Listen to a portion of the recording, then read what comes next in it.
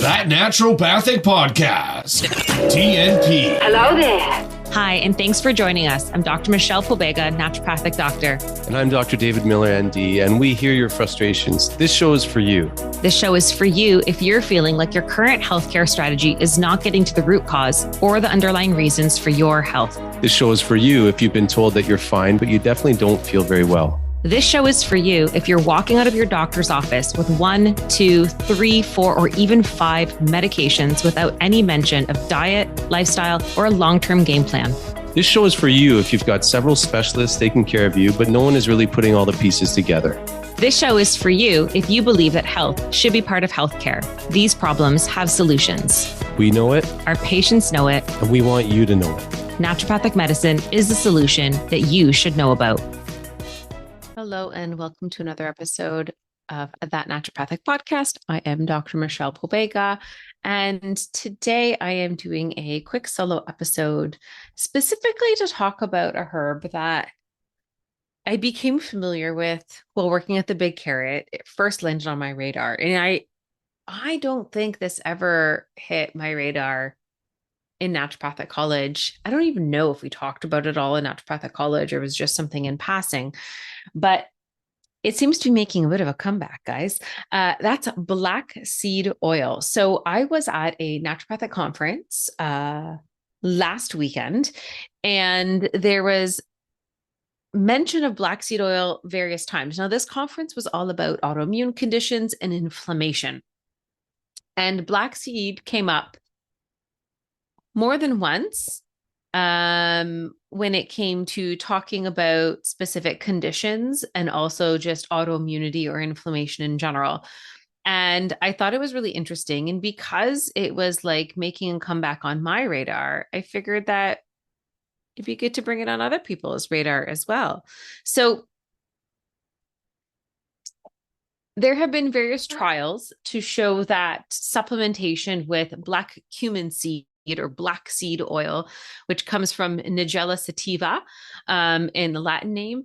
There is some really interesting research for its support in Hashimoto's. There is a lot of evidence to show that it is quite safe and effective to be used even long-term. It's not good for pregnancy and breastfeeding. So let's just put a full stop there before anyone who's pregnant or breastfeeding decides they want to try this. But there is a lot of evidence to show that its safety, that safety data is actually quite robust, or showing that it is relatively safe, especially for long-term consumption, which is really lovely because it seems to have a lot of kind of badass qualities. So there was shown in some studies that like its supplementation could significantly reduce things like serum CRP markers, which is a marker of inflammation on blood testing. It can have an effect on tumor necrosis factor alpha. It can improve total antioxidant capacity. It can improve glutathione peroxidase. It can also improve superoxide dismutase level, so working on those antioxidant components.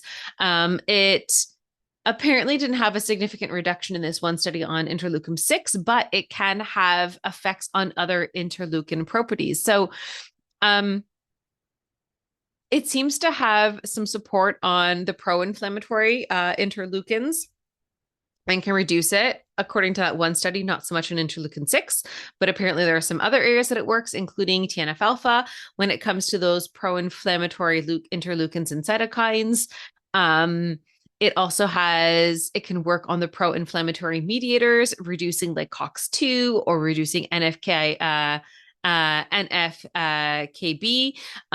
It can work on adhesion molecules and reduce those. It can increase your antioxidant activity, works on various inflammatory pathways.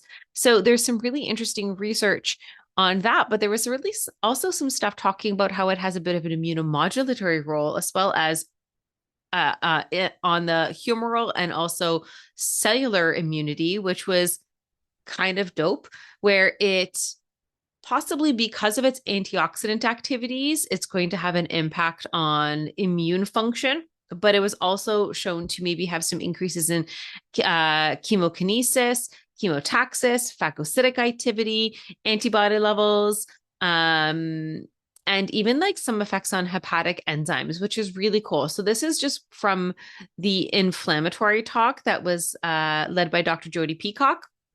That was some of the information she found.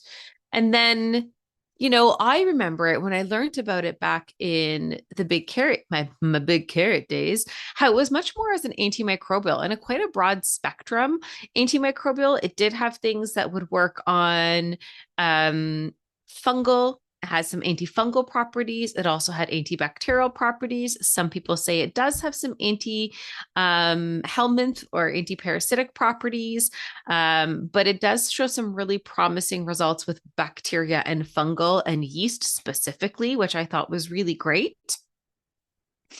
And that's kind of how I always saw it. And I saw it as something that improves antioxidant capacity, but I wasn't really aware of its anti-inflammatory properties. And I was not aware of its immunomodulatory or immune supportive activities until this weekend conference that I attended. So I thought it was really interesting to start highlighting some of these things. And then, of course, I found a really good PubMed article that was like a really good review of its constituents and pharmacological properties. And it was updated as of 2020 or 2021. So it's actually a relatively recent article. And there is a lot of activity that this has the potential to be supportive when it comes to like shifting gears with regards to health. And because of its relatively good safety profile, this could be something that I think come up on more people's radars as we learn more about it, as we implement it a little bit more. I mean, it does start out right off the bat with its antibacterial effects. But one of its main chemical constituents is what is it called? Oh my goodness, what's the word? The thymohydroquinones that are found in the volatile oils. Those seem to have a really amazing effect against the gram-positive microorganisms, things like Staph aureus. It seems to also work on inhibiting some gram-negative bacteria like Pseudomonas aeruginosa and even E. coli. It also apparently has a bit of antiviral effect because there are some reports that it can increase the T helper cells and suppress T cell 8, as well as increasing your natural killer cells, and thereby improving our response to viral effects. Its antifungal activity is also because of that thymohydroquinone, which they often call TQ in this article, in the volatile oils of Nigella sativa, and an ether extract, so more of an alcohol extract, seemed to show some effects with candida, but there was a vast array of antimicrobial effects or antifungal effects, even with like things like Aspergillus niger. So that was pretty awesome. Apparently has some cardioprotective effects, and its antioxidant capacities are already relatively on my radar, but now it's becoming much more locked in that this does have some fantastic antioxidant benefits to this. And that has been shown to have a positive effect on hypertension and anti-atherogenic effects, but this might also be because of its anti-inflammatory effects that it works on atherosclerotic type of issues. It has been shown to even maybe have a little bit of hyperlipidemia effect, so helping with blood cholesterol and blood fat levels. There are some gastroprotective activities that have been found about this, with its oil form being able to increase gastric levels of mucin and glutathione and decreases gastric mucosal histamine content in certain studies, which was pretty wicked. I love me some gut health support. Plus, with its anti-inflammatory effects, its antimicrobial effects, this could be a really nice 1-2 punch when it comes to gastrointestinal health. There are some studies about neuroprotective activity, but I'm going to just be honest with you, I haven't really looked into it, but I think that has a lot more to do with the oxidative, its ability to work on oxidative stress and reactive oxygen species, and how that can then affect brain function, neural cell health and etc.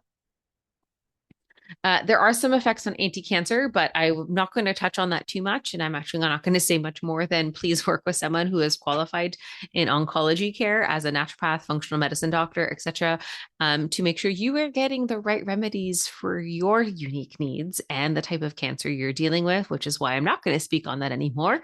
It also seems to have some really awesome effects for diabetic properties. It has some anti-diabetic activity. The antioxidant constituents and that TQ from the volatile oil apparently can enhance the secretion of insulin by improving mitochondrial energy metabolism, as well as improving insulin receptor intracellular pathways. I love me something that helps with insulin issues because that is a massive problem in a lot of metabolic dysregulation and chronic diseases today. Inflammation, dysregulated immune system, poor detoxification, and poor metabolism are big time, as well as stress, in my opinion. But it's awesome to see yet another possibility to helping people with their balance of their blood sugar regulation, their insulin sensitivity, their overall metabolism. So I always love being able to find another one. We've already talked about the antioxidant effects. I did touch a little bit about the anti-dyslipidemic effects and how it can help with dyslipidemia or lipoprotein issues. I don't know how robust the research is there, but it is something that's been touched on. But the big thing too is the immunomodulatory effects, which is really, really amazing. So they're one of the most valuable properties of Nigella sativa. It can augment the immunomodulatory properties of T cells and NK cells, which is awesome. And there were significant effects shown with treatment of the volatile the oils of N-sativa in participating subjects where there was an increase in CD4 and CD8 T cell ratios, improving the function of your NK cells, your natural killer cells. It also has a strong potentiating effect on cellular immunity that was mediated by the T cells, and while also a bit of a suppressor activity on immunity that was mediated by B cells. So there is a really interesting immunomodulatory effect, which was why it was part of the autoimmune discussion. And also, according to the incredible Dr. Jody Peacock, who's also a naturopathic doctor, she was also commenting, didn't go into expansion, but said there's actually a good amount of research showing its positive effects with Hashimoto's, which is an autoimmune condition. So it also can increase your like IL-2 serum levels. It affects cytokine secretions. It has effects on CD4 and T cells, like I said. It can stimulate lymphocytes. It can suppress IL-13 and IL-5 that might be released by mast cells. It can increase your total white blood cell count. Chemokine expression, phagocytosis, which is pretty awesome. It can also increase your immunoglobulin levels. So I'm kind of intrigued by black seed oil after that weekend and felt a little bit inspired. And I felt like, if this is hitting for me, I should probably share the wealth. There was also some support to show it had some value in inflammatory disorders that were mediated through histamine. So histamine-related health concerns might benefit from the use of black seed oil in a very strategic way.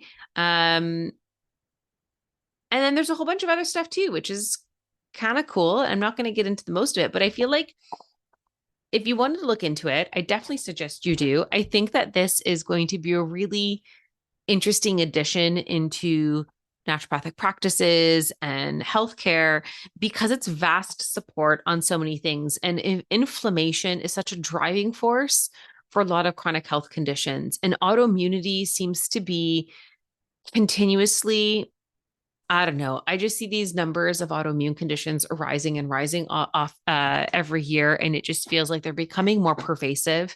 And also allergies are more pervasive, and that's also dysregulation of the immune system. And then there's that histamine component with allergies. A lot of microbial issues will also further exacerbate autoimmune conditions, histamine responses, inflammation. So the fact that this can work on that component as well. the fact that there might be some space for this in the metabolism and metabolic health world. I find like this is quite promising information to come to the forefront right now. And it's not, there was let me rephrase this. There was a reason it was brought up at this autoimmunity and inflammatory naturopathic weekend conference that I attended a couple weeks back, because there is some significant research showing this effect. And I feel like I'm going to have to look into this more. I'm going to have to start testing the waters with maybe some patients in my practice and seeing how it pans out. But I find this to be quite promising. And I'm happy that it's been brought up on my radar and given me a much more robust appreciation for what Nigella sativa black seed oil can do and how it could be a very supportive part of modern day health concerns. So that's that. I just want to put on people's radars, look into it, read about it. If you are a patient or a non-practitioner, please don't just like jump the gun and start throwing a million pills at yourself. Please work with a qualified practitioner who knows what they're doing. But I feel like there's a lot of promise to black seed oil. And those are my thoughts on that. So I hope you enjoyed it. Okay, everybody, have a great day, and we'll talk to you again next week. See you.